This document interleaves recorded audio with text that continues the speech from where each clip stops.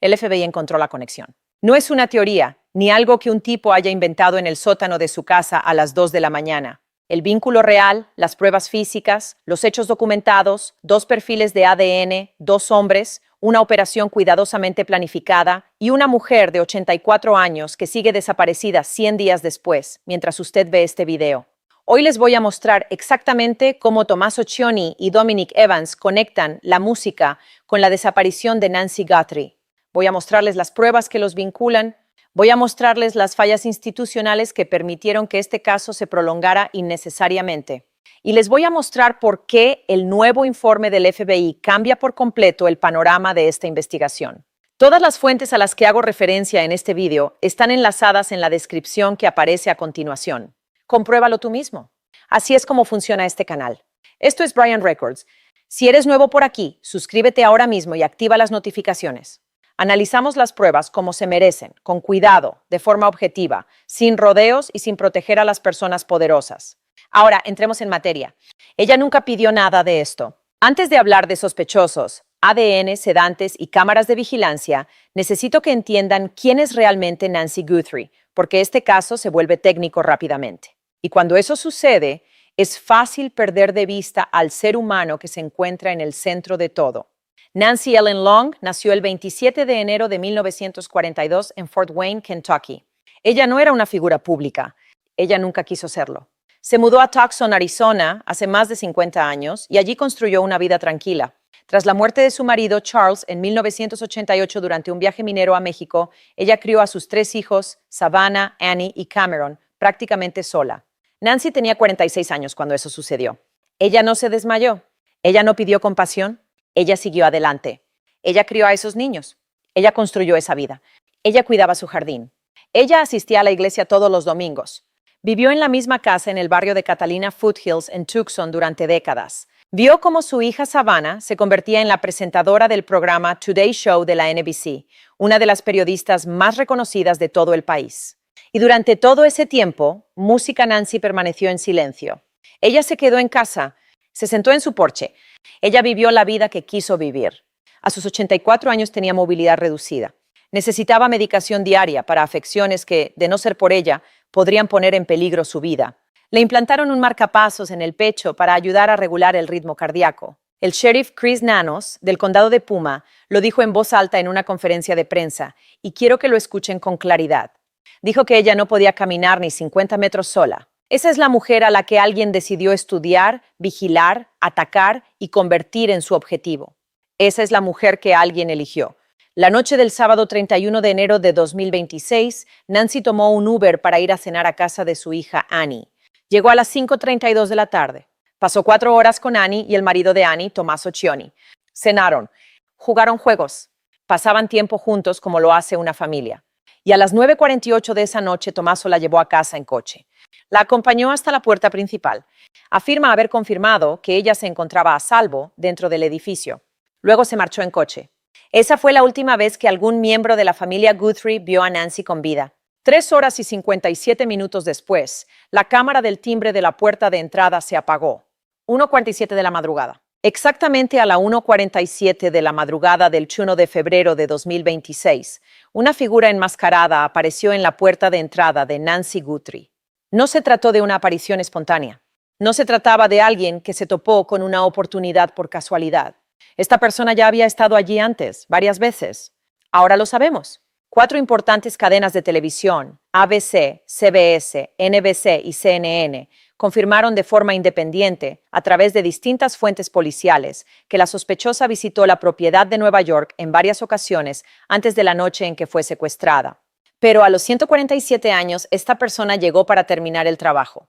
El FBI publicó imágenes fijas el 10 de febrero. La figura iba vestida completamente de negro, con pasamontañas, guantes de nitrilo, una mochila Ozark Trail de 25 litros de Walmart y armada. Y cuando la figura llegó a la cámara del timbre de la puerta de Nueva York, no huyó. No entró en pánico. Dio 2 golpecitos suaves a la lente, como si estuviera revisando un mueble por el que había pasado todos los días de su vida. Como los golpecitos no conseguían desactivarlo, metió la mano en una maceta cercana y cubrió la lente con las hojas. Tranquilo, pausado, sin prisas. Y justo en ese mismo instante, a la 1:47 de la madrugada, el marcapasos de Nancy Guthrie registró un pico cardíaco repentino y severo, no gradual, agudo, instantáneo. La señal clínica de una persona consciente que de repente siente un terror abrumador. La cámara se apagó a los 147. El propio corazón de Nancy confirmó que algo sucedió a los 147. Esos dos datos, el apagado de la cámara y el pico cardíaco, están sincronizados al mismo segundo. Eso no es una coincidencia. El siguiente dato externo se registra a las 2:28 de la madrugada, cuando el marcapasos de Neisio perdió la conexión con la unidad de monitorización situada junto a la cama en su habitación. 41 minutos. La cámara se apagó a los 147. La sincronización del marcapasos se perdió a los 2:28. 41 minutos de música de completo silencio externo. Ahora quiero que pienses en algo. Los ladrones profesionales operan en ventanas de 5 minutos.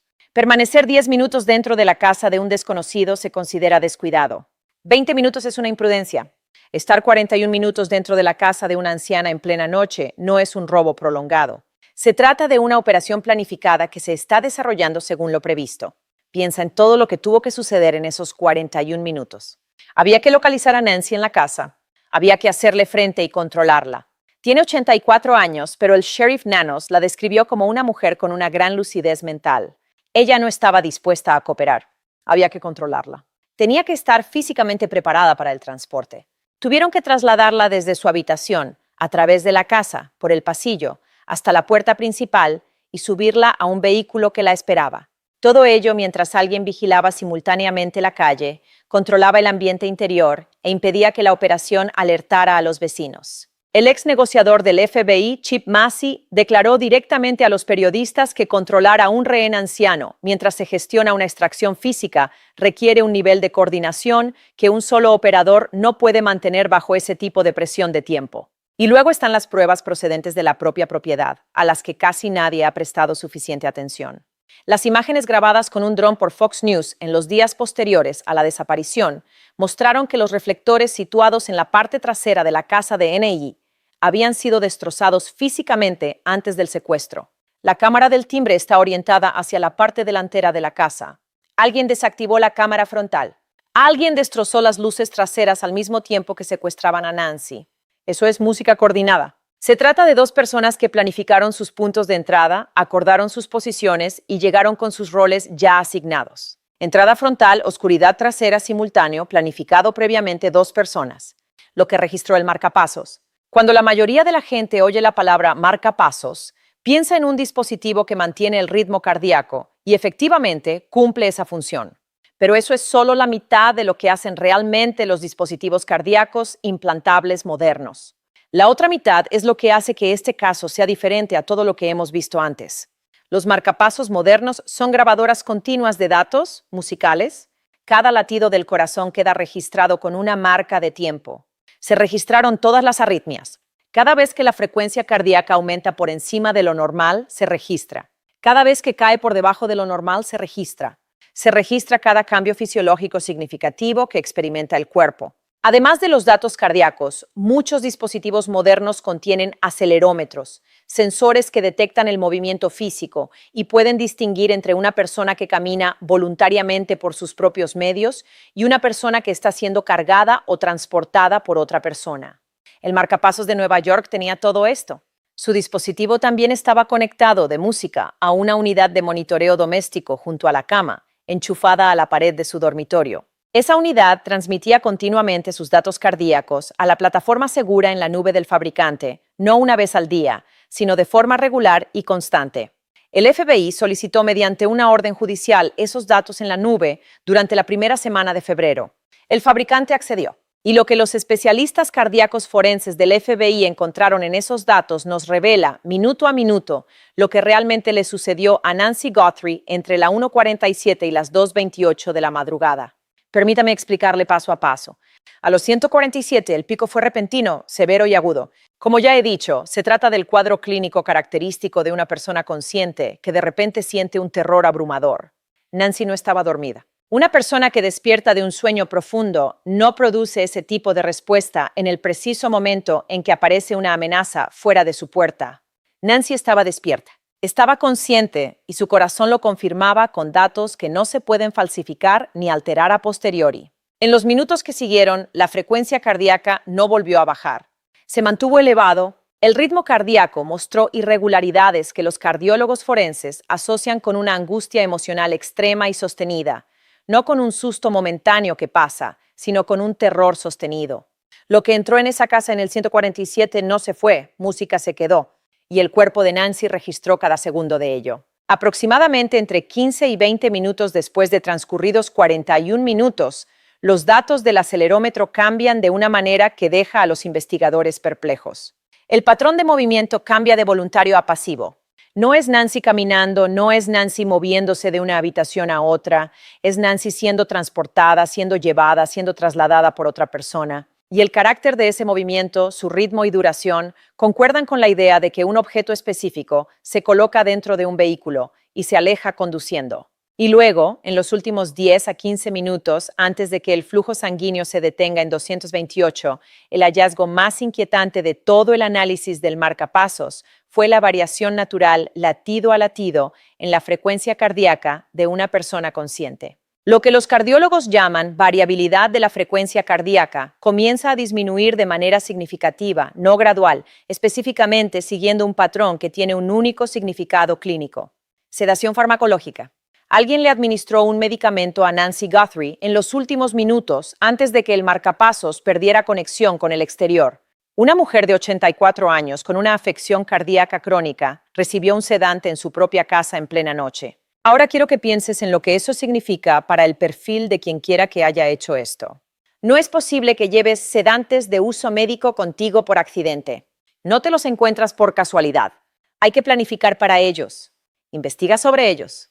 Se adquieren específicamente para este fin. Los traes con intención. Además, la huella cardíaca específica que produjo la sedación en los datos del marcapasos de Nancy reduce el abanico de compuestos que podrían haberla causado. Al reducir el tamaño del compuesto, se reduce la lista de personas que podrían haberlo obtenido.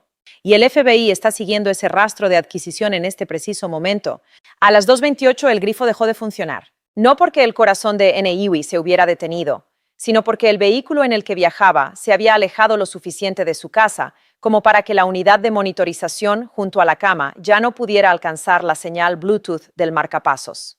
A las 2:28 de la madrugada del 1 de febrero de 2026, Nancy Guthrie estaba viva. Su corazón latía con fuerza. El dispositivo que llevaba dentro del pecho lo confirmó. Y la memoria interna de ese marcapasos, música, los datos registrados después del 228, a los que nadie puede acceder hasta que encuentren a Nancy, ha estado registrando cada latido del corazón desde ese momento. Cada segundo de todo lo que ha vivido en estos 100 días está almacenado en un dispositivo del tamaño de una pequeña caja de cerillas implantado en su pecho.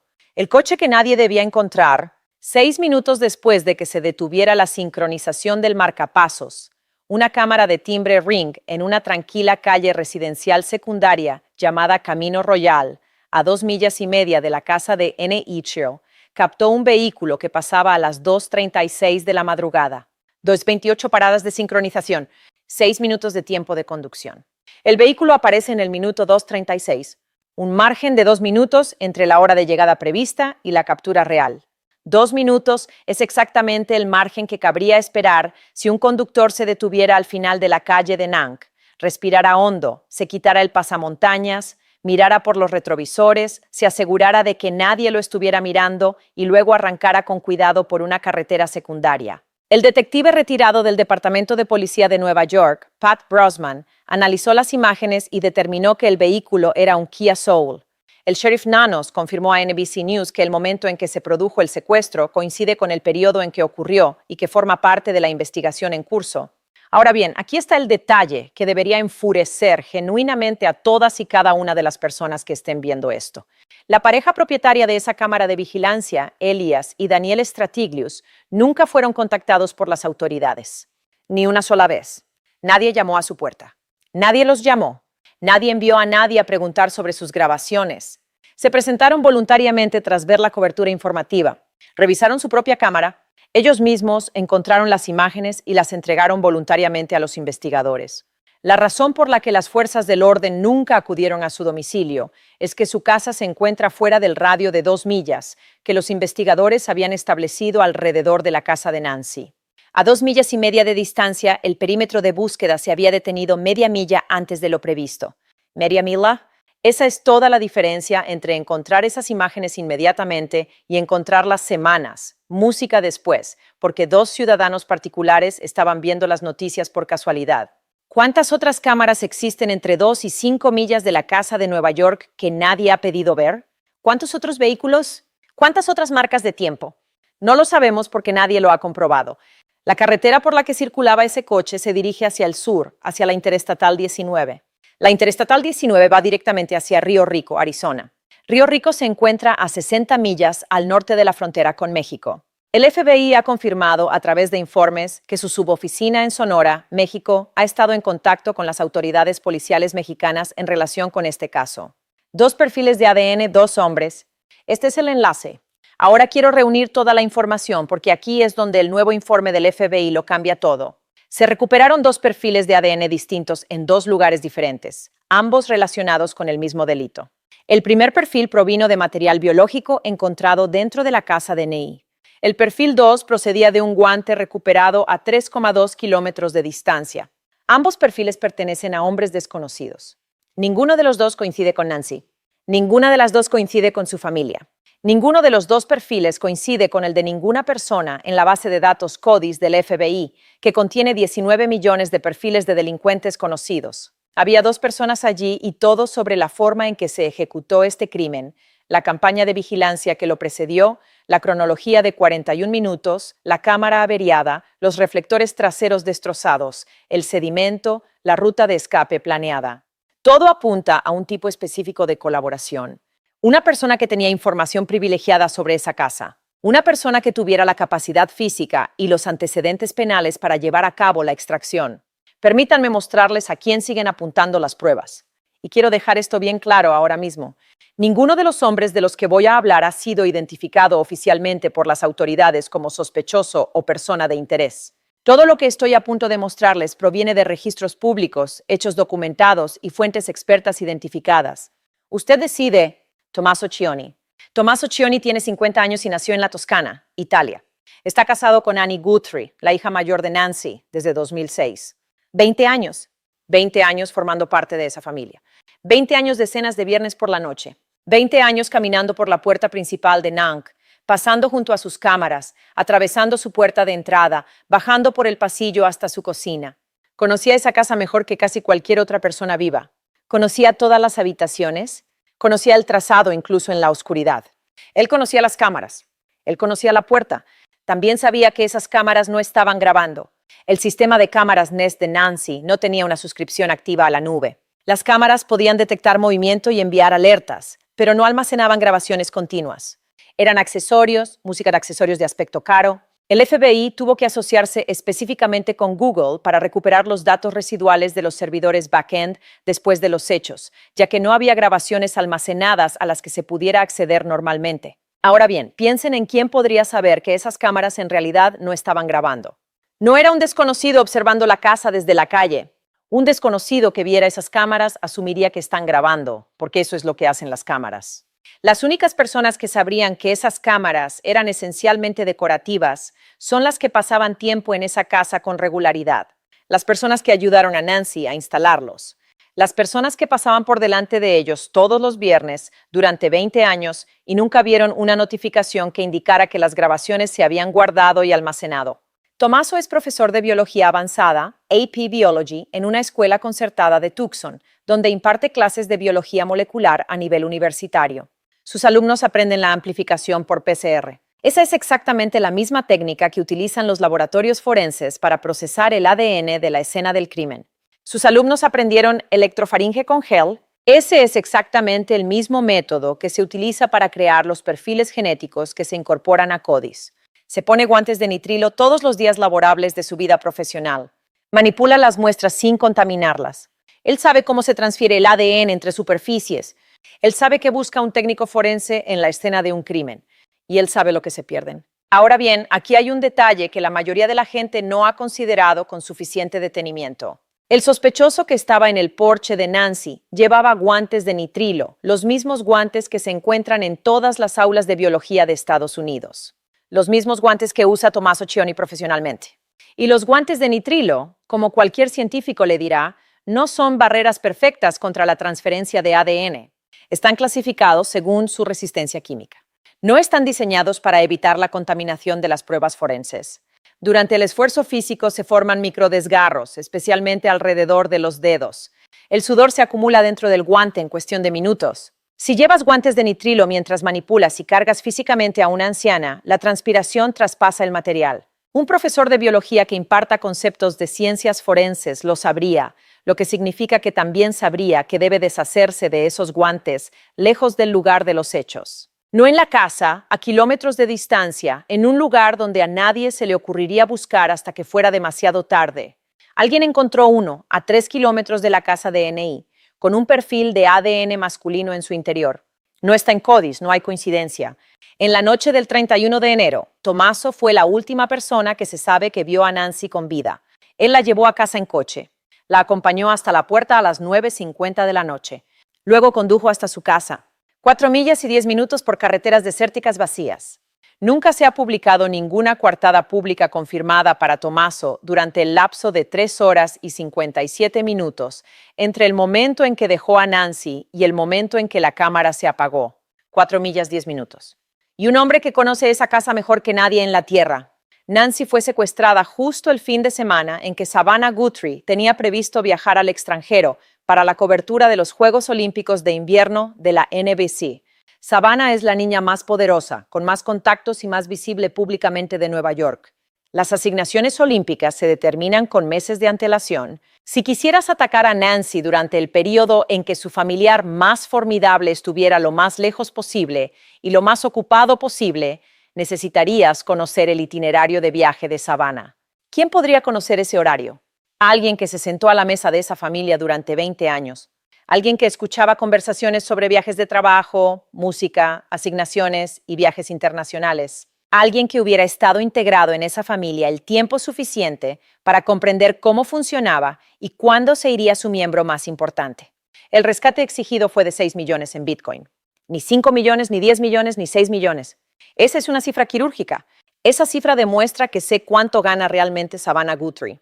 Sé de qué activos líquidos dispone. Conozco la diferencia entre su patrimonio neto público y el dinero al que realmente puede acceder y mover con rapidez. Un completo desconocido que jamás se había sentado en esa sala de estar exige 50 millones porque los desconocidos piensan a lo grande cuando imaginan riqueza. Una persona con información privilegiada, tras 20 años de conversaciones informales sobre dinero en la mesa, llega a la conclusión de que la cifra es de 6 millones, porque, como persona con información privilegiada, sabe lo que realmente es alcanzable. La billetera de Bitcoin ha estado completamente inactiva desde el momento en que fue creada. El FBI envió una pequeña cantidad de prueba a esa dirección como trampa. Actividad cero. Nadie lo tocó. Música. Nadie lo ha tocado en 100 días. Si realmente se tratara de cobrar un rescate, alguien habría movido esos fondos. El silencio de esa cartera nos dice algo que la medicación que Nance dejó sobre la encimera de la cocina ya nos había dicho. El rescate nunca fue lo importante. El rescate era una historia, una narración diseñada para orientar a los investigadores hacia un móvil financiero y alejarlos de todo lo demás. El medicamento que está en el mostrador nos dice lo mismo desde una perspectiva diferente. Si secuestras a una mujer de 84 años para pedir rescate, lo más importante que hay en esa casa es su medicación. Un rehén muerto no vale nada. Tomas las pastillas. Demuestras que tienes la intención de mantenerla con vida. Quienquiera que estuviera en esa casa dejó las pastillas allí. O bien eran tremendamente incompetentes, o bien mantenerla con vida el tiempo suficiente para cobrar un rescate nunca fue el plan original. En mayo de 2025, 8 meses antes del secuestro, Tommaso Cioni firmó un poder notarial duradero, otorgando a Annie el control sobre sus asuntos financieros y patrimoniales. Los expertos legales han señalado que estos documentos pueden ser rutinarios en ciertos contextos inmobiliarios, pero el momento oportuno existe, el documento existe y el secuestro existe. La periodista Ashley Banfield afirmó en su podcast Drop Dead Serious que una fuente policial con conocimiento directo de la investigación le dijo que Tommaso podría ser el principal sospechoso. Se trata de un periodista identificado que cita una categoría de fuente específica con acceso directo.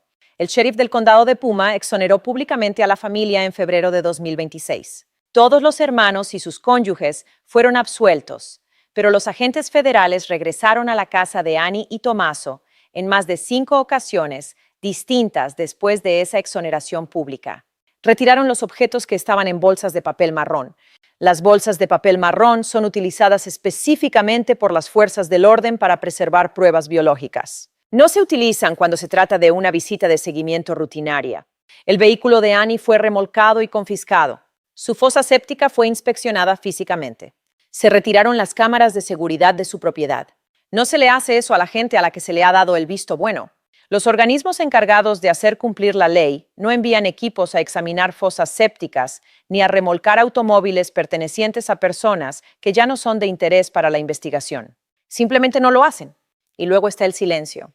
Cuando Nancy desapareció, todos los miembros de su familia hicieron pública su desaparición. Savannah publicó videos pidiendo ayuda. Apareció en la televisión nacional, lloró y dijo, «Cada hora ha sido una agonía». Ofreció $1 millón de su propio dinero como recompensa. Su hermano Cameron grabó un video hablando directamente con el secuestrador. Annie cooperó con los investigadores y habló públicamente. Todos y cada uno de los miembros de esa familia gritaron al vacío, esperando que alguien respondiera, excepto una persona. Tommaso Cion no publicó ninguna declaración, ni una sola palabra. No apareció en ningún video. No permaneció al lado de su esposa mientras ella suplicaba al mundo que encontrara a su madre. El reportero Brian Anton le dijo directamente a Megyn Kelly que Tommaso no había sido visto en público durante casi una semana completa después de su desaparición. Gran barba, muy reconocible, completamente desaparecida de la vista pública. Déjame decirte algo. Las personas inocentes no se quedan calladas cuando su suegra está desaparecida y todo el país la busca. He estado involucrado en suficientes casos como para decirles exactamente lo que hacen las personas inocentes. No pueden parar de hablar. El dolor es demasiado grande. Les sale de forma natural, quieran o no. Aparecen en todas las cámaras que pueden encontrar. Llaman a todos los periodistas que contestan. Se colocan junto a su cónyuge y dicen, amo a esa mujer y no pararé hasta que vuelva a casa. El silencio es una elección. Y la gente toma esa decisión cuando su abogado los sienta y les dice que cada palabra que salga de su boca es una posible prueba en su juicio. El 2 de marzo de 2026, un mes después de la desaparición de Nancy, Tommaso finalmente apareció en público por primera vez. Caminó del brazo de Annie y Savannah Guthrie hasta el monumento conmemorativo que se había instalado frente a la casa de NAY. Un mes de completa invisibilidad y luego una aparición pública cuidadosamente programada en el primer mes del aniversario. Ni una declaración, ni una entrevista, ni una súplica a quien tenga a Nancy para que por favor la traiga a casa. Simplemente un paseo con cámaras vigilando. Ahora bien, quiero abordar algo directamente porque quienes defienden a Tommaso Cioni tienen un argumento que les encanta esgrimir y que merece ser tomado en serio, ya que merece una respuesta seria. El argumento es el siguiente. Fíjate en lo que llevaba puesto el sospechoso en ese porche. Una mochila Ozark Trail de $20 de Walmart. Del tipo que lleva tiras reflectantes de seguridad que brillan bajo las cámaras infrarrojas como una linterna. Una máscara de esquí barata. Una funda de cinturón abdominal, sujeta sobre una chaqueta gruesa en una posición completamente incorrecta. El experto en armas de fuego, John Correa, música, declaró públicamente que nadie con un solo día de entrenamiento táctico real usaría una funda colocada de esa manera. El coste total de todo lo que llevaba encima el sospechoso era probablemente de unos $70. Si Tommaso es tan inteligente como afirman sus defensores, ¿por qué se presentaría vestido como si hubiera cogido su kit de delincuencia de la sección de ofertas de Walmart? He aquí por qué ese argumento en realidad empeora las cosas, no las mejora.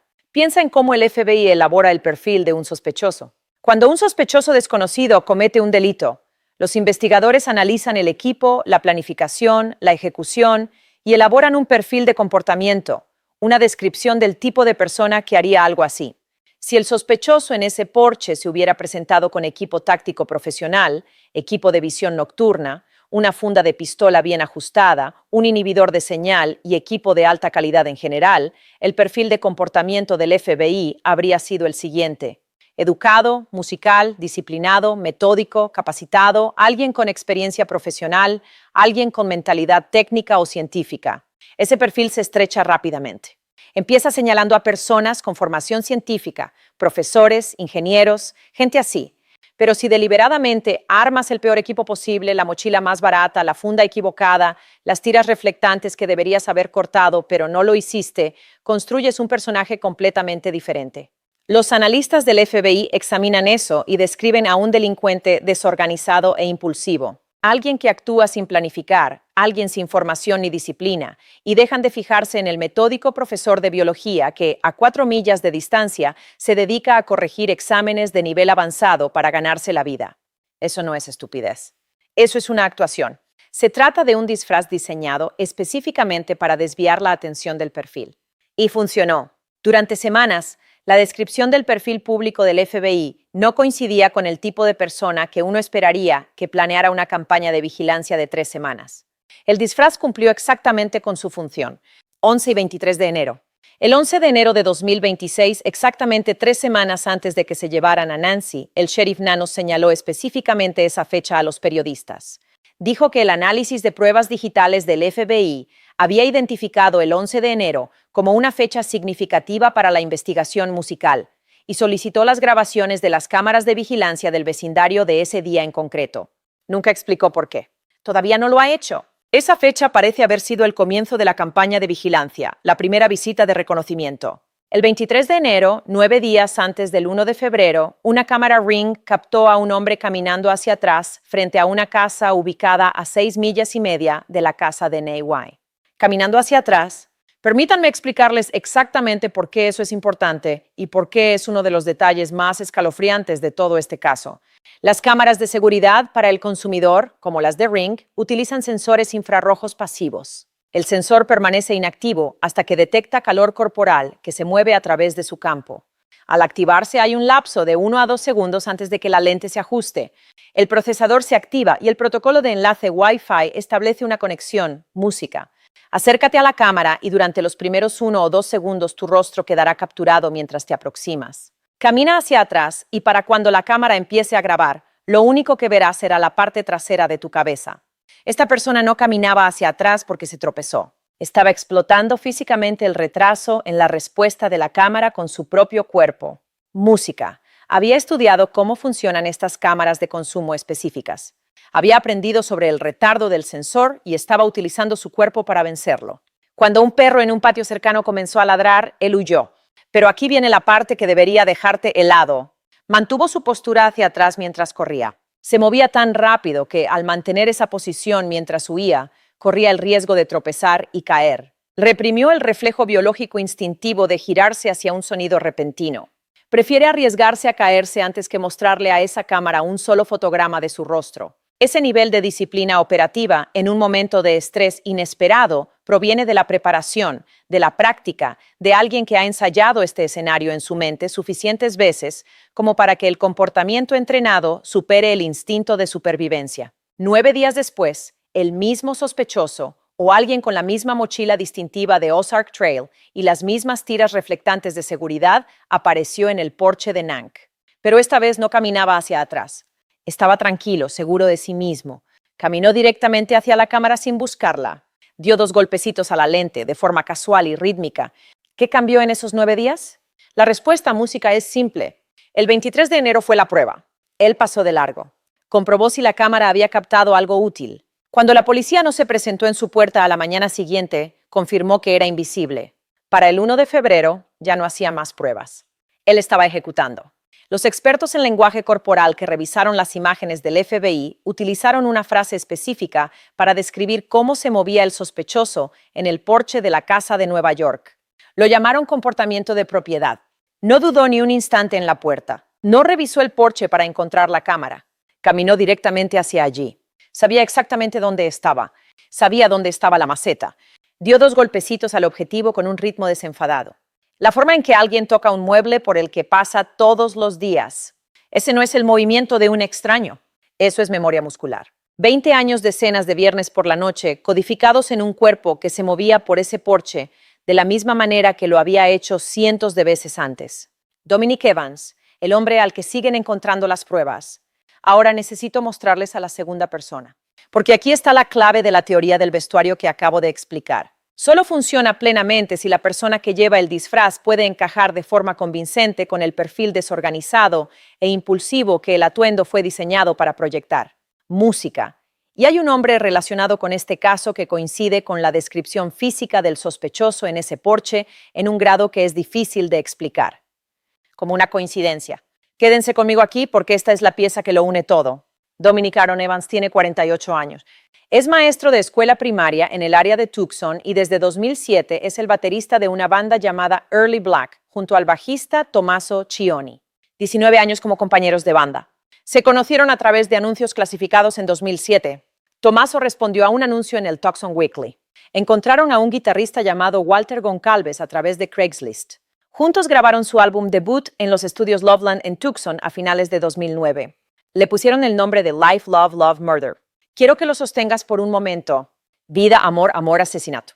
4 palabras elegidas deliberadamente por 3 hombres adultos para representar su declaración artística colectiva al mundo. 2 de esas 4 palabras son amor, una es asesinato. No digo que el título de un álbum sea una prueba irrefutable, pero sí es una ventana a esa realidad. Y lo que revela sobre las personas que lo eligieron merece ser reflexionado.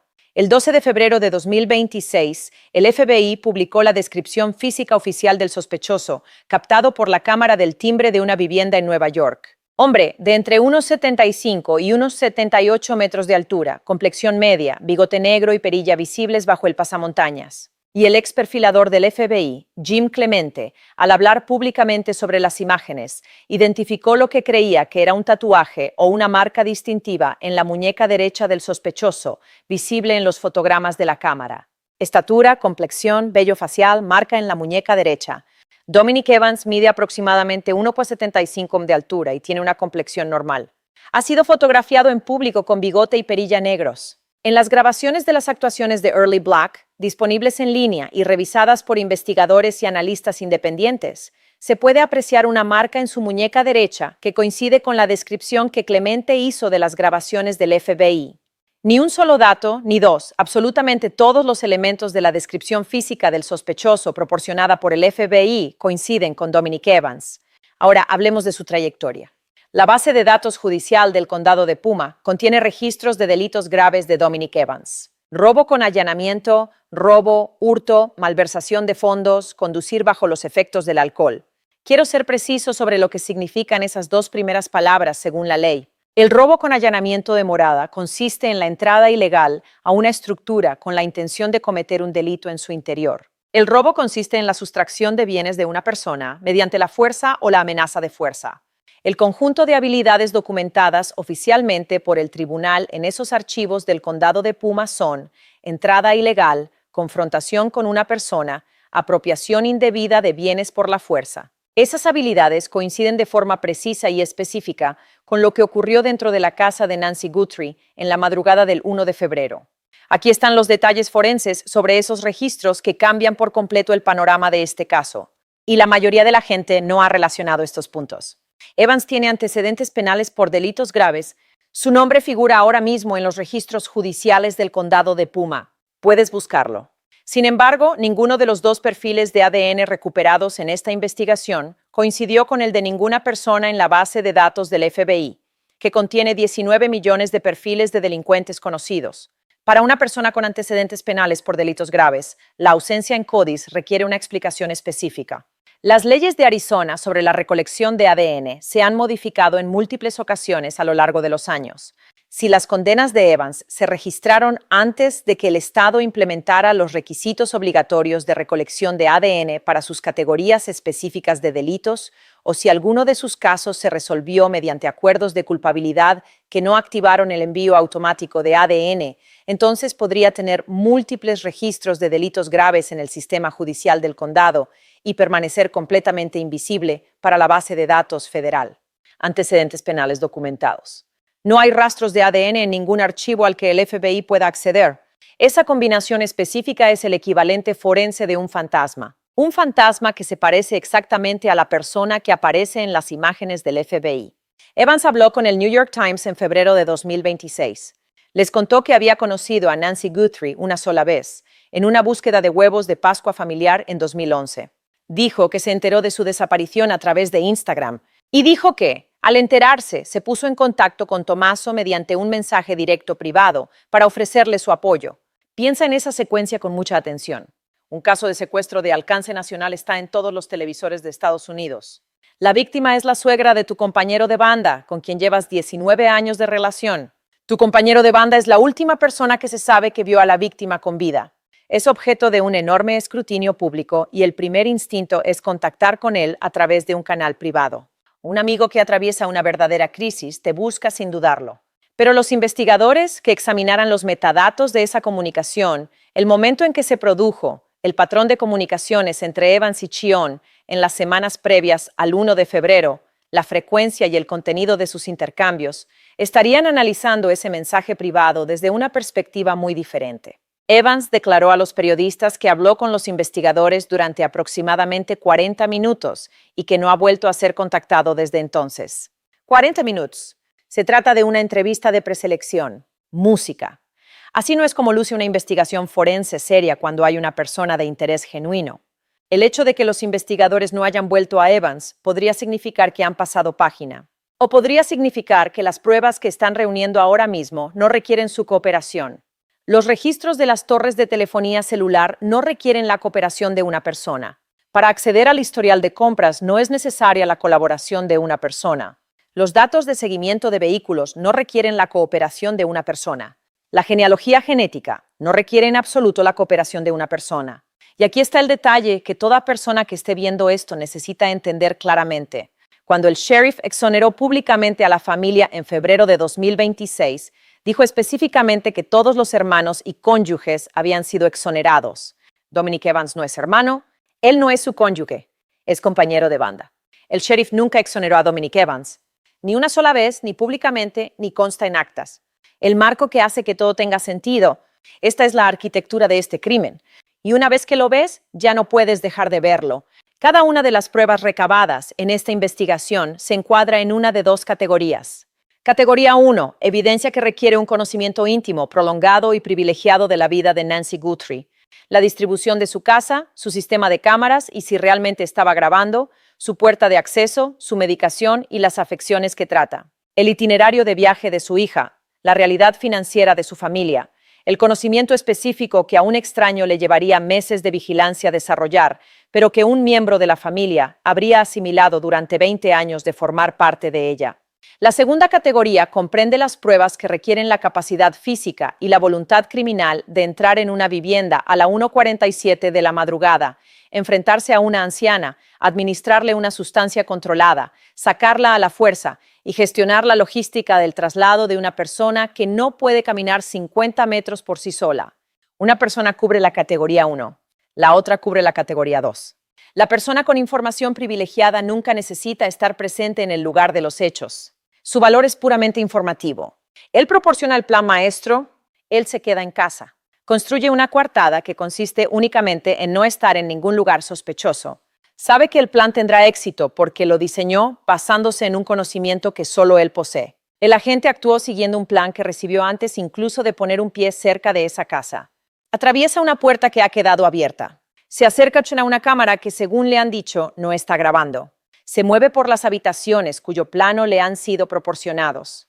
Lleva consigo el equipo que trajo porque alguien le dijo exactamente lo que necesitaría. Y una colaboración musical de 19 años sienta las bases para este tipo de coordinación que casi ninguna otra relación puede replicar. Un baterista que ha pasado 19 años en el escenario leyendo el ritmo de un baterista no necesita instrucciones escritas.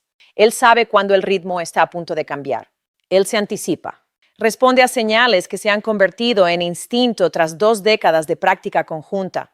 Esa sincronización no se queda en la sala de ensayo. Se convierte en la base para la acción coordinada en cualquier contexto. Una de las comunicaciones de rescate utilizó la frase específica que dejó al descubierto toda la estructura de la operación para cualquiera que prestara atención. La frase era individuo principal, personaje principal. 2 palabras. Piensa en su significado. No te describes a ti mismo como el individuo principal a menos que haya otros individuos que operen bajo tu mando en una jerarquía. No uses ese idioma solo. Se utiliza en contraste con los subordinados. 2 palabras en una nota de rescate revelaron la estructura de mando de toda la operación a los investigadores que escuchaban atentamente. ¿El FBI contra el sheriff? Debo decirlo claramente porque merece ser dicho claramente y porque es necesario nombrar a los responsables de estos fallos. El director del FBI, Kash Patel, apareció en el programa de Shah Hannity el 5 de mayo de 2026 y criticó públicamente, mencionando por su nombre, al departamento del sheriff del condado de Puma. Dijo que el FBI estuvo excluido de esta investigación durante casi 4 días completos después de la desaparición de Nancy Guthrie. 4 días. 4 días. Mientras tanto, una mujer de 84 años con marcapasos, movilidad reducida y que necesitaba medicación diaria se encontraba en un lugar donde no existía ninguna de esas condiciones. 4 días, en un caso de secuestro, donde cada hora de las primeras 72 importa más que casi cualquier otra cosa que venga después. Patel afirmó que solo después de que finalmente se le permitió al FBI el acceso, se obtuvieron las grabaciones cruciales de la cámara del timbre y se hicieron públicas. Según declaró, el departamento del sheriff del condado de Puma envió las pruebas de ADN encontradas en las inmediaciones de la casa de NI a un laboratorio privado en Florida, en lugar de enviarlas directamente al laboratorio del FBI en Quantico. Según sus declaraciones, y las cito textualmente, lo habríamos analizado en cuestión de días y quizás habríamos obtenido mejor información. Nuestro laboratorio es simplemente mejor que cualquier otro laboratorio privado que exista. Un laboratorio privado en Florida. Si bien el laboratorio del FBI en Quantico, Virginia, la instalación de ADN forense más avanzada de los Estados Unidos, estaba disponible. Mientras tanto, Cissy Moore, la mujer que ayudó a resolver el caso del asesino del Golden State utilizando ADN degradado, estaba disponible para realizar este análisis. Lo enviaron a Florida. El sheriff respondió con un comunicado en el que decía: la coordinación con el FBI comenzó de inmediato y las decisiones sobre el procesamiento de las pruebas se tomaron en función de las necesidades operativas.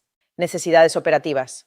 Así es como se le llama, necesidades operativas. Mientras tanto, Nancy Guthrie estaba en algún lugar sin sus pastillas, sin su médico, sin su familia.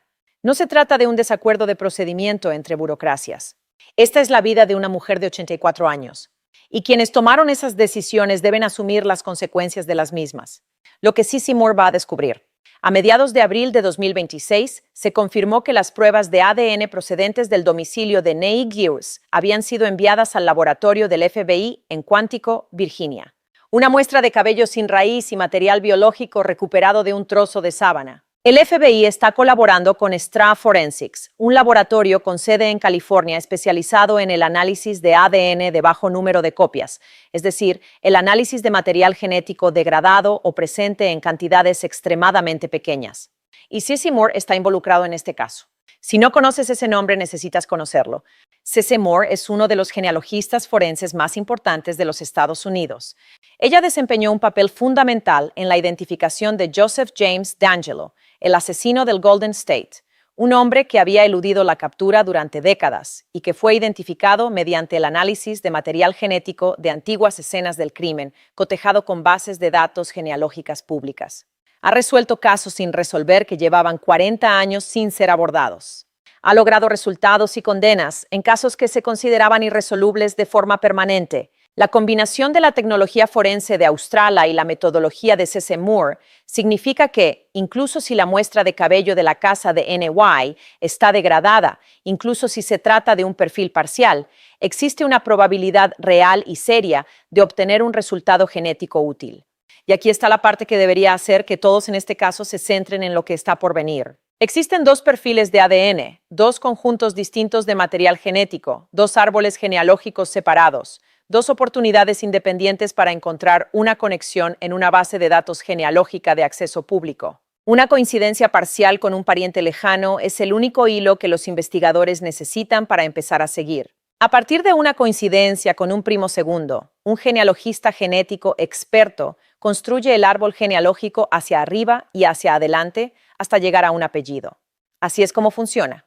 Así es como ha funcionado en docenas de casos resueltos y ha dado lugar a condenas que se han mantenido en los tribunales. Cuando Cissy Moore encuentre una conexión en este caso, no será una teoría. Será un nombre y será una prueba que se presentará en un tribunal. El 6 de mayo de 2026 se emitió en la cadena CW un programa documental especial titulado El misterio de Nancy Guthrie, presentado por el periodista Brian Entin. 3 de los expertos en investigación criminal más prestigiosos de Estados Unidos se reunieron frente a las cámaras. La doctora Anne Burgess, la experta en perfiles criminales que inspiró directamente la serie de Netflix Mindhunter, una mujer que ha trabajado junto a la Unidad de Ciencias del Comportamiento del FBI durante décadas y que ayudó a desarrollar la ciencia moderna de la elaboración de perfiles criminales. El doctor Gary Batto, psicólogo forense del Boston College, es coautor de una investigación sobre la violencia selectiva. Dr. Casey Jordan, criminóloga, analista del comportamiento, los tres dijeron lo mismo. La persona que llegó físicamente a Nueva York el 1 de febrero, el agente, puede que ya esté muerta, eliminada por la persona que planeó y organizó la operación. La persona a la que los tres llamaban jefe.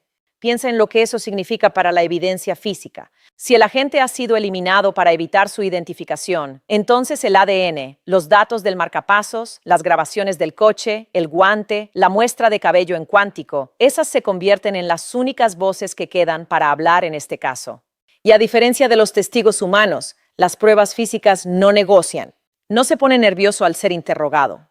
No cambia su versión de los hechos para proteger a alguien. Es simplemente lo que es. El 7 de mayo de 2026, el sheriff Nanos declaró directamente a Fox News que los investigadores estaban más cerca de resolver este caso. Esas son sus palabras. Estamos más cerca. La pista sobre la adquisición del compuesto sedante, identificado en los datos de marcapasos de Nueva York, es actualmente objeto de una investigación activa. Se están analizando los registros de las torres de telefonía celular del área de Tucson correspondientes a la noche del 31 de enero y la mañana del 1 de febrero. Se está rastreando el historial de compras. El análisis de genealogía genética está en curso. El punto de factura. Toda sociedad basada en el secretismo tiene un punto de ruptura. El momento en que cada persona comienza a calcular si la otra está dispuesta a sacrificarla para sobrevivir. En una operación en la que participan dos personas, la primera persona que entra en un edificio federal y empieza a cooperar recibe el acuerdo de cooperación, la contraprestación y la reducción de riesgos. La segunda persona recibe todo el peso de lo que los fiscales federales han estado preparando durante 100 días. Secuestro de un adulto vulnerable, conspiración, uso de una sustancia controlada en la comisión de un delito federal grave, transporte de una víctima de secuestro a través de fronteras estatales o internacionales. Sea lo que sea que unía a esos dos hombres, 19 años de ensayos y actuaciones con la banda, un álbum debut y escenarios compartidos, todo estaba hecho para la música. Fue diseñado para soportar el peso de los ensayos perdidos, los malos conciertos y los desacuerdos creativos. No estaba diseñado para soportar el peso de una investigación federal sobre el secuestro de una mujer de 84 años. La confianza se erosiona. Se erosiona más rápidamente cuando las paredes comienzan a cerrarse. Se deteriora más rápidamente cuando una persona empieza a creer que la otra se está preparando para dejarla sola ante la adversidad. Se esfuma más rápidamente que cualquier otra cosa cuando hay $1 millón en efectivo anónimo esperando a quien sea que descuelgue el teléfono primero. Quiero terminar donde todo en este caso realmente comienza y termina con Nancy. Nancy Guthrie tiene 84 años. Tras la muerte de su marido, ella crió a 3 hijos. Ella construyó una vida en Tucson que era tranquila, buena y suya. Ella fue a la iglesia. Ella cuidaba su jardín. Se sentaba en su porche y observaba las tardes en el desierto, sin imaginar jamás que alguien estuviera ahí fuera estudiando el ritmo de su vida, averiguando cuándo se iría su hija más poderosa, decidiendo que ella sería el objetivo.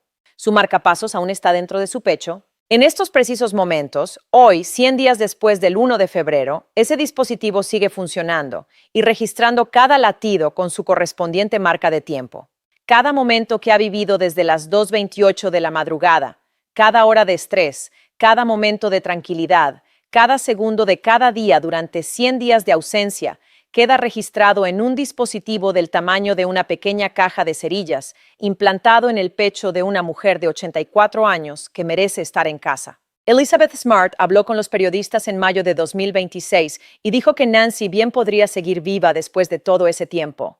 Elizabeth Smart no está especulando. Habla desde la experiencia. El Día de la Madre, el 10 de mayo de 2026, un día antes de que se publicara este video, Savannah Guthrie publicó un homenaje a su madre en las redes sociales. Una hija que clama en el silencio, esperando que su madre pueda oírla desde donde quiera que esté. El ADN en cuántico está siendo procesado. El análisis de genealogía genética está en marcha. Las torres de telefonía móvil no mienten.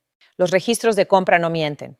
El coche en Camino Royal a las 2:36 de la madrugada no miente. Y los datos del marcapasos que registraron cada segundo de lo que le sucedió a Nancy dentro de su propia casa no mienten. Si te encuentras en el área de Tucson o en cualquier lugar del sur de Arizona y viste algo en las semanas alrededor de finales de enero que no te pareció bien, un viaje en coche tarde a una hora inusual, una conversación que te pareció inapropiada, una compra que te pareció extraña, algo que has estado llevando en el fondo de tu mente. Ya sabes qué hacer. El número está en la descripción. $1,000,000 en efectivo, completamente anónimo. Levanta el teléfono, trae a Nancy